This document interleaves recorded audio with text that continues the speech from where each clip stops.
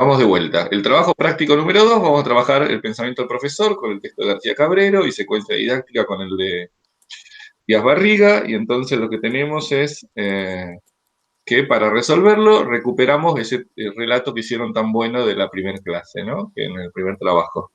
Y hay muchas cosas que van a estar en el relato y otras que las tenemos que imaginar nosotros, porque no están explícitas.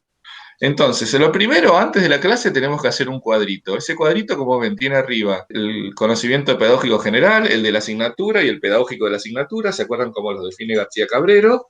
Y ustedes, donde dice definición, tienen que copiar y pegar ahí muy breve del texto la explicación, o si lo quieren escribir parafraseándolo, qué es lo que dice García Cabrero, que es el conocimiento pedagógico general, cuál es el de la asignatura y cuál es el pedagógico de la asignatura.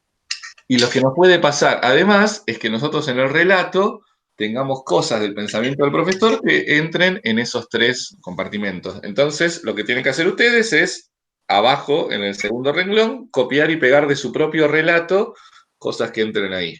Por ejemplo, ¿se acuerdan a qué se refiere con pedagógico? Vamos a hacer más fácil de todos, el de la asignatura, ¿no? ¿Qué es el conocimiento de la asignatura? Lo que se sabe, Lo que sabe quién en este caso. los chicos. No, no, no, Ah, estamos hablando del pensamiento del profesor, acuérdense, ¿eh? Entonces, lo que sabe el profesor sobre qué. sobre lo que va a dar. Claro, por ejemplo, si es historia de tercer año, el profesor sabe todo eso de historia y sabe mucho más. ¿Por qué? Porque estudió historia, ¿sí? Si es educación física, todo lo que nos están pidiendo, los profesores lo saben porque ellos en el profesorado tuvieron que aprender esas materias en particular. ¿Vieron? Tiene materias de fútbol, vóley, básquet, tiene las materias y la materia lo que les exigen es el entrenamiento deportivo y lo tienen que dominar. Si estamos en la clase de literatura y estamos dando literatura española, la profesora o el profesor, ¿de dónde sabe literatura española? De haber aprendido eso durante el profesorado o en la formación universitaria, si primero hicieron una licenciatura y después se convirtieron en profesores. Entonces, ese conocimiento puede ser que ustedes tengan ejemplos en el texto puesto como eso, y si no tienen los ejemplos, habría que ir como inventar. El profesor domina tal tema, tal otro, qué sé yo, le gusta, no le gusta, etcétera. En el pensamiento pedagógico general, ¿se acuerdan que hablaba García Cabrero?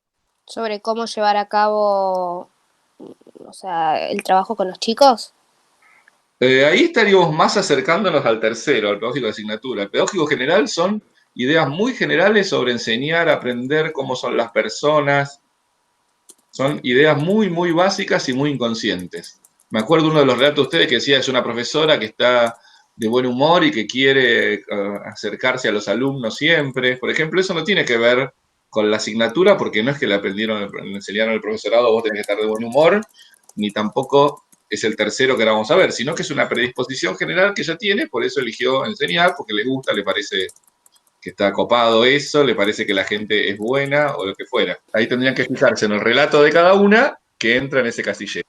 En este caso conviene hacer primero la fila de arriba, que son las definiciones del texto. Las buscan y las pegan y entonces ya va a ser más fácil después completar. ¿Cómo lo voy llenando? ¿No? En el primer renglón yo copio y pego directamente, entre comillas, la definición de García Cabrero de cada cosa y después voy... acá está la definición de los tres tipos de conocimiento. Y después voy al ejemplo mío del relato, donde como ya también lo tengo escrito, la docente X es todo esto que ustedes pusieron. ¿Sí? Lo mismo acá. Cada una en su relato va a encontrar, primero cuando ya escribió bien la definición acá arriba y tiene claro qué va en cada tipo de conocimiento, después cada una tiene que buscar el ejemplo dentro de su propio relato.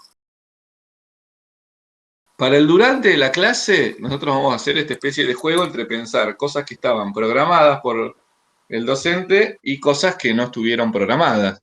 Entonces yo voy a hacer para cada uno de estos una línea, para cada evento, y digo, por ejemplo, y acá donde dice el número de línea es que ustedes tienen que contar en su texto al costado en qué renglón está. No sé, supónganse que en el renglón 5 empieza un evento, en el renglón 7 otro, y puede ser que, según el relato que han puesto ustedes, no haya salido nada, no haya aparecido nada inesperado. Pero si aparece algo inesperado, no sé, en el renglón 11, yo vengo acá y lo cuento. ¿Qué quiere decir acá por los elementos? ¿Como copiar o volver a contar lo que dijeron antes, ¿no? Por ejemplo, acá el profesor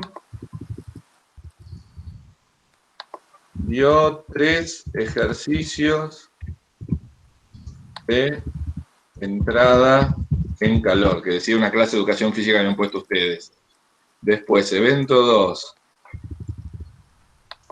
Separó a varones y mujeres. Después en el relato ese decía como las mujeres hicieron, no me acuerdo qué ejercicio de handball, me parece que era, y acá, no, esto no es no programado, perdón, es el mismo programado.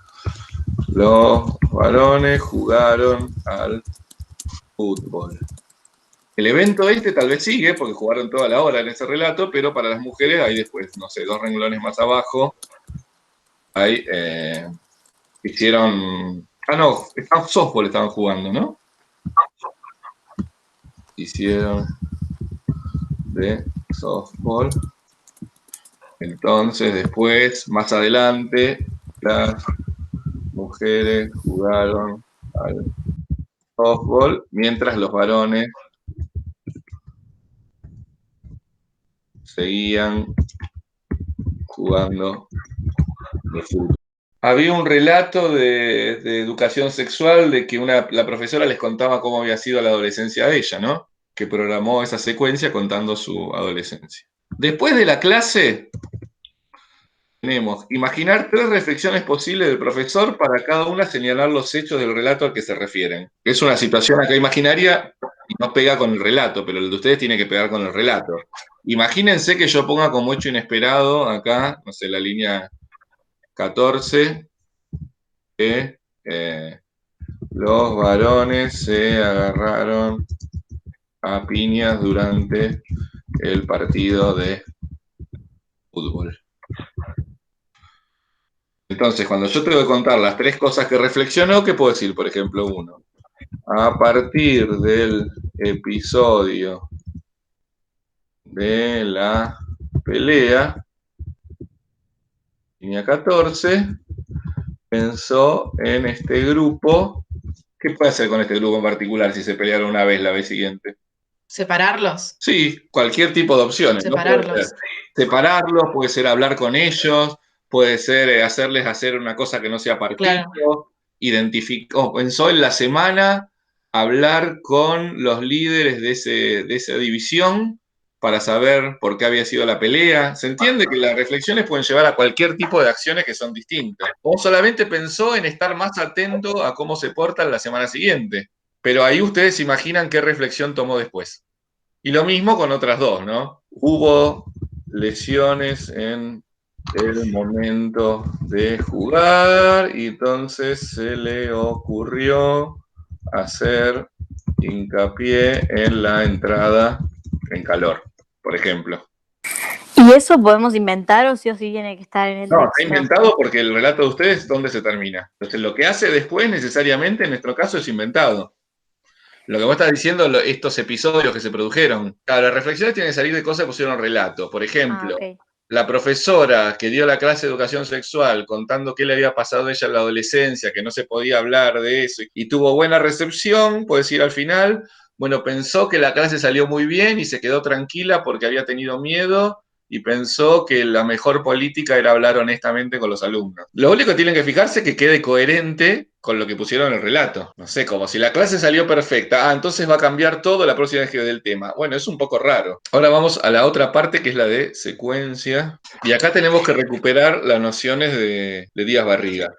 ¿Qué momentos comprende una secuencia de enseñanza? Esta parte, ¿cómo se contesta? Con la bibliografía. Esto sí o sí lo tienen que escribir o transcribir con comillas o parafrasearlo del texto. ¿Son visibles todo en el ejemplo? Podría ser que sí o que no. Y además acuérdense una cosa de lo que dice Díaz Barriga. La secuencia no se tiene que dar en cada sesión, en cada clase, se tiene que dar a lo largo del proceso complejo de aprendizaje. Por ejemplo, el profesor que va a trabajar handball no los tiene que conectar con qué saben de handball, motivarlo y preguntarles cada una de las clases. No tendría sentido eso, ¿no? ¿Cuándo se hace eso? El bimestre que arrancás con handball. ¿Y cuál sería la apertura más adecuada ahí? Bueno, preguntarle si alguno jugó, si alguno conoce las reglas, si juegan en un club, si les parece divertido, si se van a... Bueno, ese tipo de cosas, ¿no? Pero ¿puede ser que no esté en esta clase? Sí, seguro. En caso afirmativo, es decir, que algunos, nosotros vamos, acuérdense que tenemos una parte de apertura de la secuencia, otra de desarrollo y otra de cierre. Si no vemos la de apertura, no pasa nada, pero las otras las vamos a ver. Entonces, habría que ver en este caso si están o no están o cómo, ¿no? El desarrollo va a estar, porque si no sería una clase, a menos que sea una evaluación sumativa, que solamente estamos en el momento del cierre de una secuencia muy larga, estas clases que están contando ustedes en el medio, tal vez el desarrollo va a tener seguro y hay que ver qué pasa con los otros momentos. En lo que están, tienen que explicar del relato a qué se refiere con eso. La segunda tenemos un formato muy similar. Arrancamos con una cosa teórica que tenemos que buscar en el texto. ¿Qué relación tiene que existir entre la secuencia de enseñanza y la de evaluación? Esto lo tienen bien escrito y explícito en el texto, y además en el video que les armé antes también está recontra explícito. Y después ver si esa relación ideal que postula Díaz Barriga entre enseñanza y evaluación estuvo presente en este relato o no. Si en caso afirmativo, decir que sí, contar qué momento, y si no, decir no, la verdad que si no estuvo presente, todas las actividades solieron ser de este tipo, o apareció muy puntualmente la evaluación en tal actividad y en tal otra. Y en el C, ustedes tienen que hacer un punteo, la secuencia que imaginó el profesor del relato. ¿Cuándo lo imagina? En el antes, obviamente, de la clase. Entonces, esto es simplemente eso, un punteo. Es decir, por ejemplo, ¿qué secuencia pensó? 5 minutos de entrada en calor para todos. Después, charla, 2 minutos, explicando las actividades siguientes y separando a los dos grupos. Separando.